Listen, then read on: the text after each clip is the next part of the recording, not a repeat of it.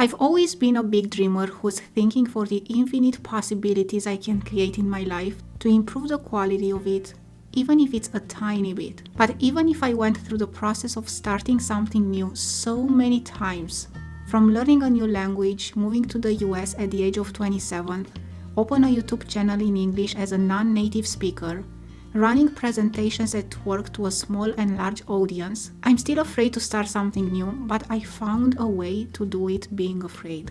Starting something new is scary, but living with regret is even scarier.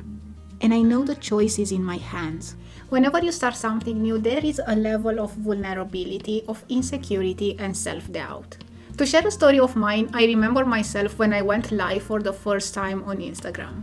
It was at the beginning of this year, and I remember that I woke up early to go to the gym, and I said that I'll go live on Instagram while I'm walking to the gym. It usually takes me 1 minute or so to walk to the gym, so I didn't have a lot of time to go live on Instagram, so I decided to find a subject that I can talk about it maybe in a couple of minutes, and it was just for me to practice to go live on Instagram. And I remember that day that I got dressed up, I picked up the phone, and I was walking to the gym. And while I was walking, I was practically holding my phone in my hand and looking at that button which says live. I was looking at it and thinking about what am I gonna talk about.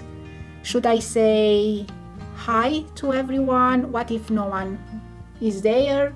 This is gonna feel weird. Maybe my English is not good enough. And I was having this type of conversations in my head while I was looking at my phone and trying to find the courage to hit the live button. And even though my intention was to hit the live button and go live while I'm walking to the gym, the reality is that I couldn't do it. And I found myself that I'm in the gym. There was no one. It was very early in the morning. And I was sitting there continuing to look at my phone and trying to find the courage to hit the live button. And this is practically self-doubt that all of us we experience when we start something new. And for me, this self-doubt was my inner thoughts that I was having with myself, such as that maybe my English is not good enough. What if I'm gonna fail? What if people will laugh of me? What if no one is interested in what I have to say? But the worst thought that I had was, what other people are gonna think about me? When we experience self-doubt, what usually happens is that we accept it and we decide to postpone the thing that we wanted to do.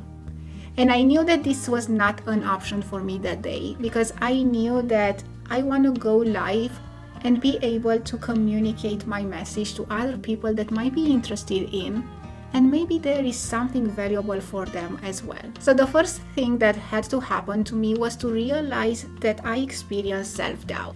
And the first one is to pay attention at what are you saying to yourself. Because self-doubt manifests through negative self-talking. And in my case, it was that my English is not good enough, people are not interested in my subjects. So were all these assumptions that I was making before even trying to go live and see what people might think about me and if they find that subject valuable to them. If you find yourself in situations where you might think that I'm gonna fail, I cannot do it, this is not for me, this is not my native language, people are not interested in what I'm saying, I don't have the right skills, and the list can go on, then you'll probably go through self-doubt. Practically all these negative thoughts will be reflected in the actions that you take, and most of the time the action is to postpone the thing that you are afraid of doing. In my case was going live on Instagram, so if I had paid attention to my thoughts, I wouldn't have gone live on Instagram. What are you saying to yourself is one of the ways to identify if you experience self-doubt. Another way is to pay attention to your body. Maybe you feel worthless, or you have panic attacks or anxiety. In my case, my palms were sweaty, I had red spots on my chest, and my voice was trembling. So all these are signs that you might experience self-doubt and you are in a situation where you don't feel comfortable. And besides the negative thoughts that you might have and different reactions that you identified at yourself, also self-doubt can be identified if you find yourself comparing with other people, but in a way where you feel inferior to other people. To give you an example, if you have someone that you admire, there are two ways to react to this type of admiration. Either you say, look at that person, how many things they know, and let's see what I can learn from them so I can also apply those in my life. So this is a way of comparing a knowledge that the other person might know more than you know, but at the same time, there is plenty of room in your life that you can explore and learn from the other person. Where on the other side, you are looking at that person with admiration, but in your head automatically comes the thought that I'll never be able to speak like that person. I'll not be able to have what they have, or be like them, or look like them. I don't have the money that they have, so it is impossible for me. And all these self-doubts had happened to me while I was walking to the gym, which I was saying that is probably 1 minute of walking from where I live.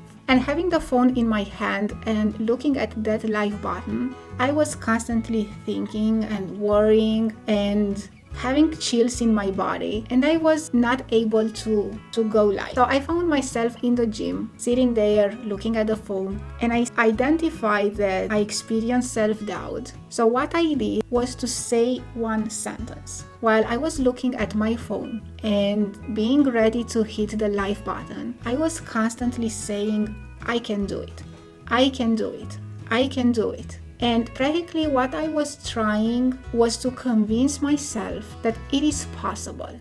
I was not saying that my English is better, or I have more confidence, or people are gonna listen to me. It was not the case. I did not have control. I didn't know how people are gonna react to me. So I was focusing on something that was more in my control, and it was my ability to hit that live button. So while I was looking at the phone, I was constantly saying, I can do it, I can do it, I can do it. And while I was saying that, I also hit the live button and I went live on Instagram for the first time. It felt amazing because, to be honest, no one was there.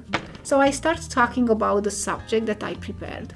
And I started feeling more comfortable because it was just me and the camera. There was no one in the room listening to me. But the moment when someone joined the live, the self-doubt came back. So I started again to feel that anxiety, that feeling that my English is not good, maybe the other person is not interested in what I'm saying.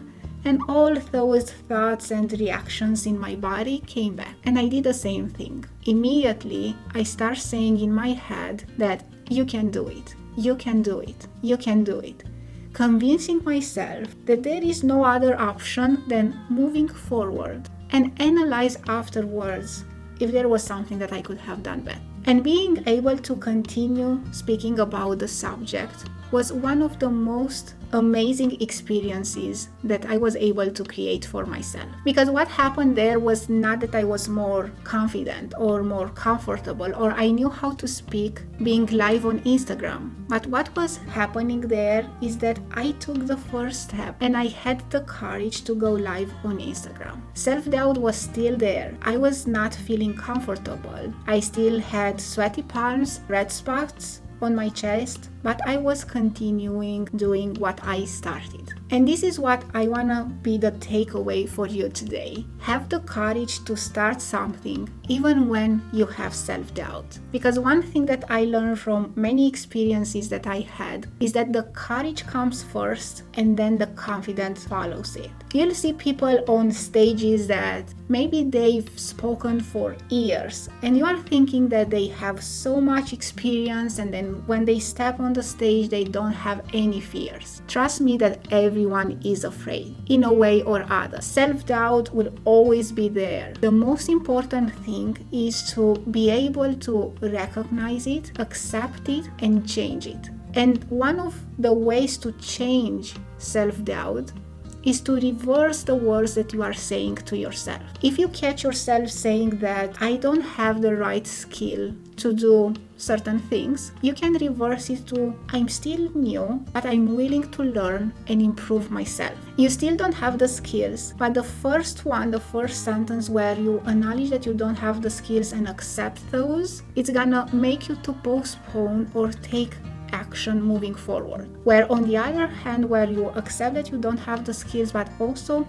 are looking for what you can do in this regard, and accept that in the current phase that you have in your life, you don't have the skills, but you are looking to improve them. This is gonna help you to move forward and gain those skills over time. I live by the philosophy that starting something new is scary, but living with regret is even more scarier. And the choice is in my hands, and the choice is in your hands. Because the truth is that you'll always experience self-doubt.